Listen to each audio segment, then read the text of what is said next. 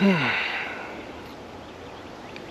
I listened to this podcast today about this guy. He's helped thousands of people with corrupt court situations, and just going through, like, listening to all the things that he's talking about, I just think it's so insane that people have to go to these lengths to just do right by their kids. Like, I mean, if you're dealing with, I feel like the one thing that makes my situation a little bit more complicated than most men's situations is that my wife had an affair with an attorney. You know, not too many people, maybe their wife had an affair with a rich person or something like that, but when you're dealing with a small town situation like mine, you know, you got John Houston Nix, Robert William Henderson, Reagan Sifferman, like all these people are close-knit friends, and they're small town. Like there's only, like, you can go through the whole list of calling every lawyer in town in about, you know, a couple of hours. Like, contact and actually be able to have conversations with everybody, because there's only about a dozen active attorneys in Bryan County, Oklahoma. And when going in there, the the judges know these lawyers. Like, the lawyers, they talk to each other intimately behind the scenes. Like, I am absolutely certain with my situation that Judge Rogers found out after the fact. Like, you know, when she granted the first protective order, she got duped. And I think that by the time the second protective order hearing was happening, that she was onto it. At the end of it, she gave me massive praise for fighting for change in the civil court system. And at that point, after they didn't get the second protective order hearing, then Rob Henderson pulled some strings with some police officer friends of his that were probably, most likely, also parts of his Freemason organization. I only say that because when I was talking to the officer on the phone, I asked him, I was like, you know, can I ask if you're part of the Freemasons? And he said, I don't have to answer that.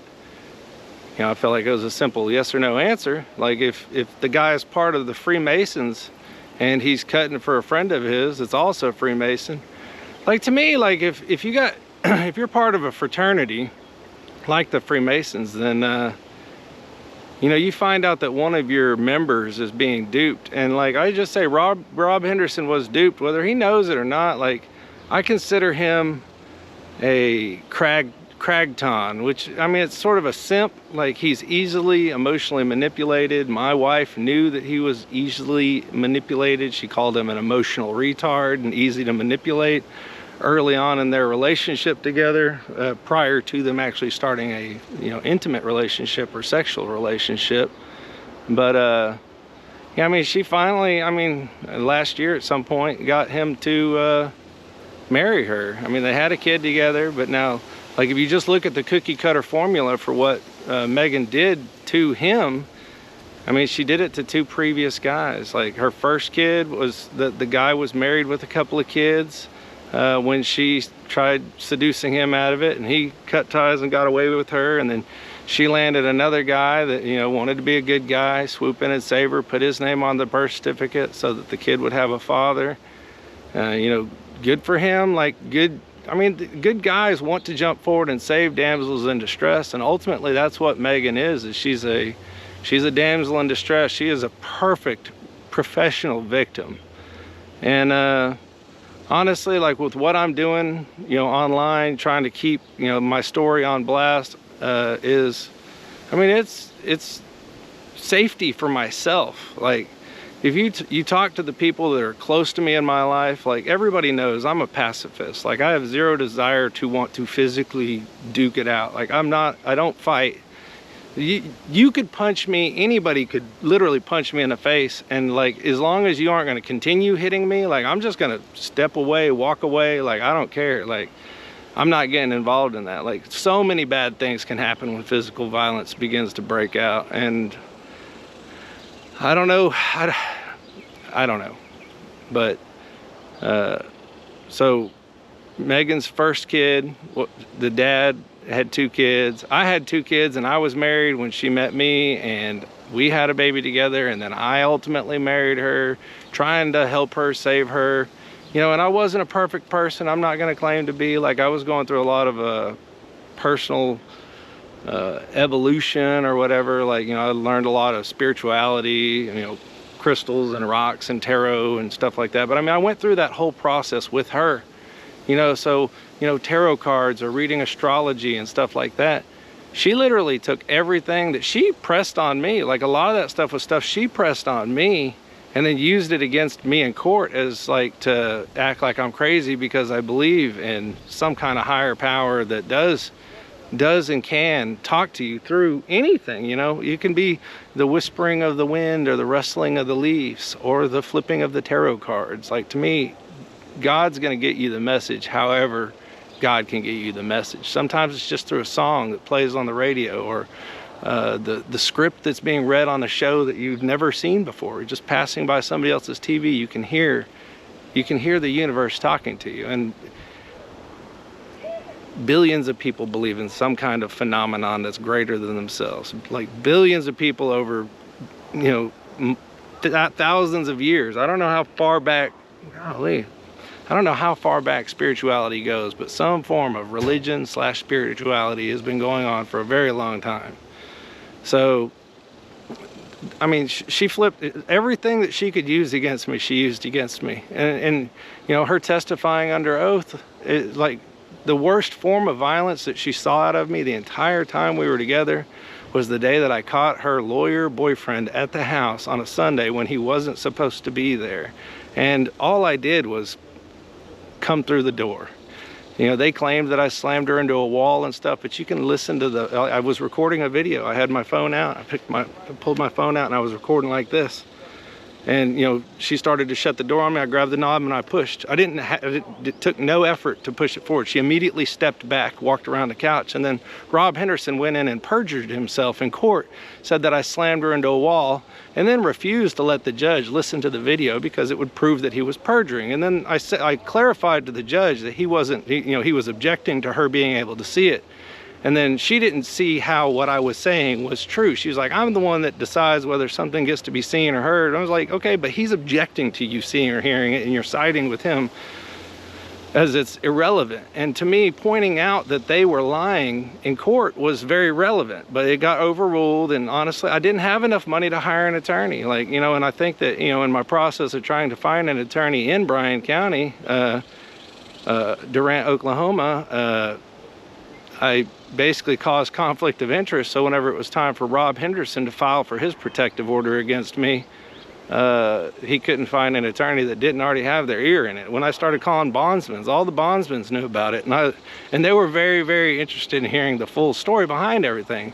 And to me, like, what people need to do is to get their story out there. You know, all the lies and manipulations and stuff, those things thrive only in the dark. Once you bring them into the light, like, that's how things change. That's how we change the system. Like, you know, if judges aren't doing their job properly, if they're making, you know, cutting for their friend, like, they need to be held accountable. I mean, the damage that was done to me psychologically, physically, like, I mean, the stress alone of going through the shit that I've been through, like, I mean, not being able to hold food down, like, my stress levels stayed so high for so long that, like, you know, every time I would get to a point in my life to where it would calm down a little bit, something new would come around. So, I mean, since January 6th, 2019, that was the day I caught them having, you know, caught him at the house. He was still gaslighting me and lying to me right to my damn face. I got all that shit on video, but they were doing it for 8 months behind my back. And the whole time that they were doing it, me and Megan were still,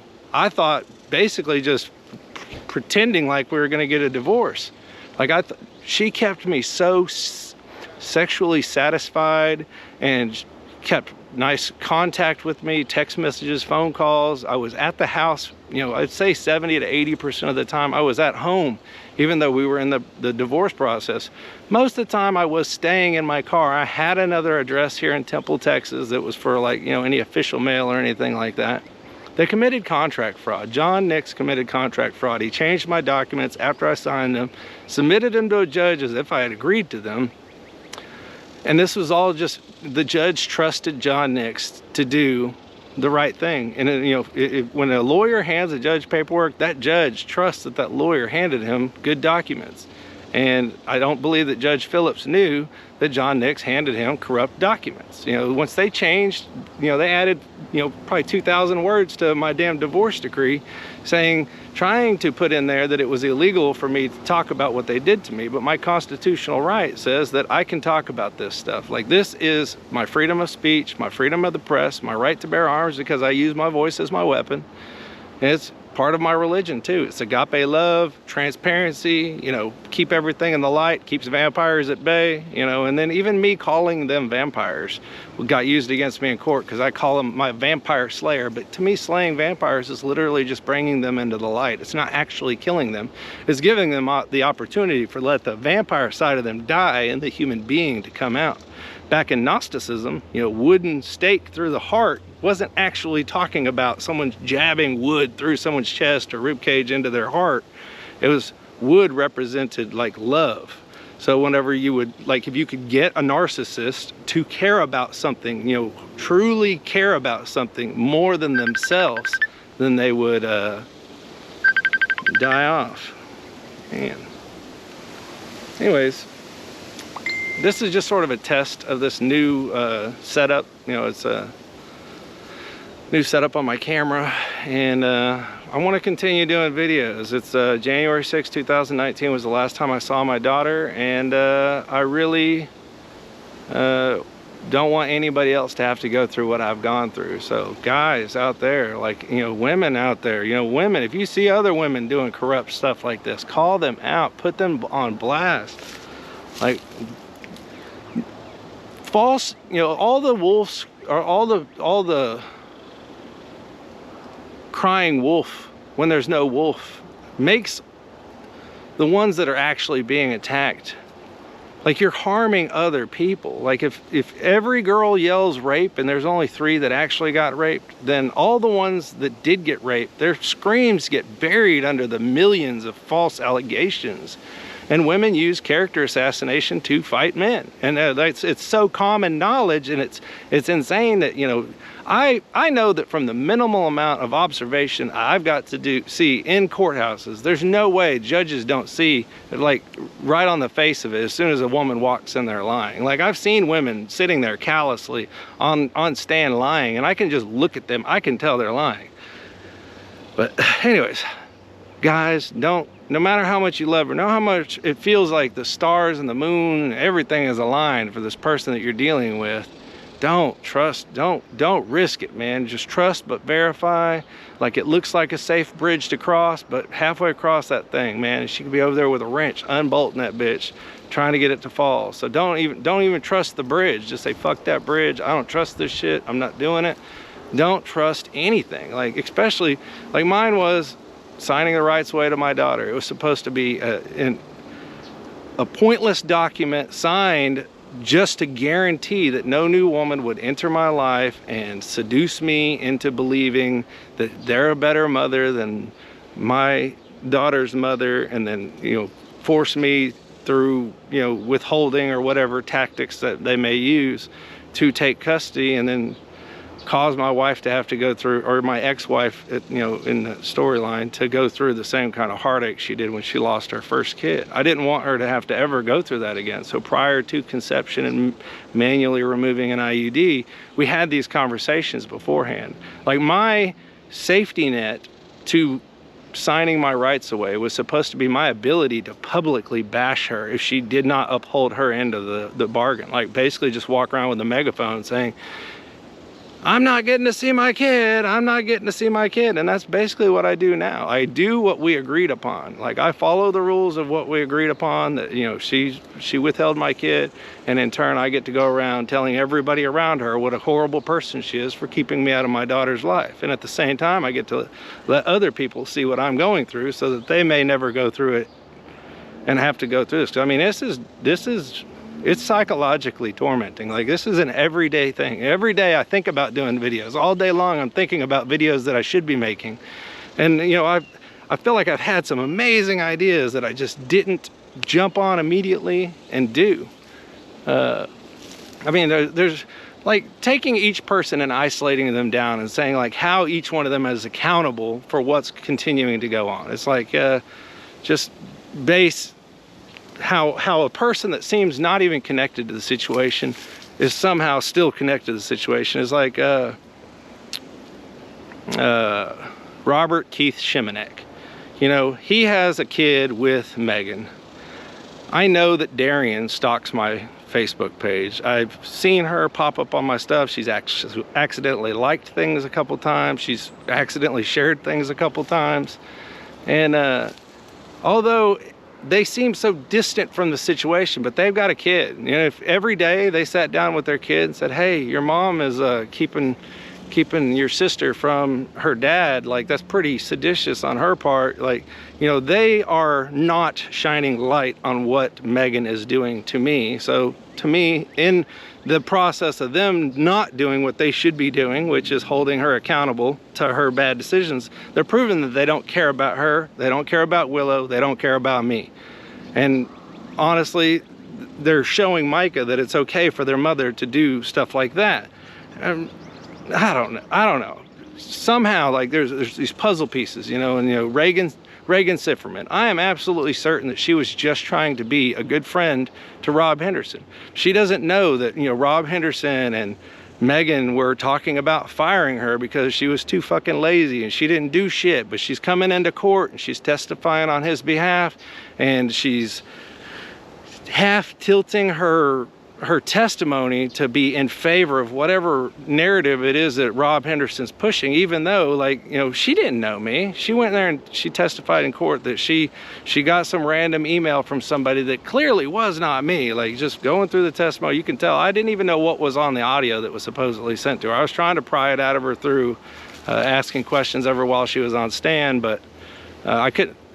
She said it was the neighbor arguing, and I just went based off of the text messages that were supposedly sent by me that I think was Rob Henderson's ex-wife that sent the text messages, which that's a whole nother person.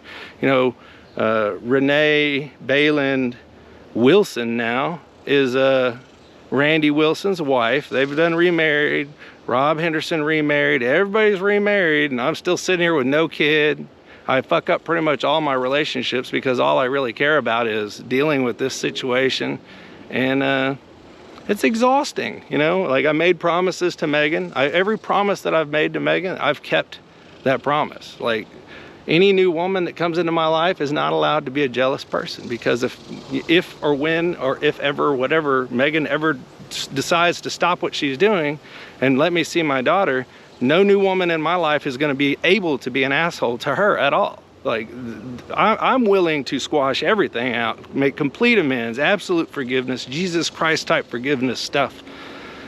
I just want to see my daughter. So like, what's in the best interest of the kids is for all parents to get along. Like, you know, protracted legal battles and draining people's finances and stuff like that, that's not in the best interest of the kids. Mommy hating daddy's not in the best interest of the kid.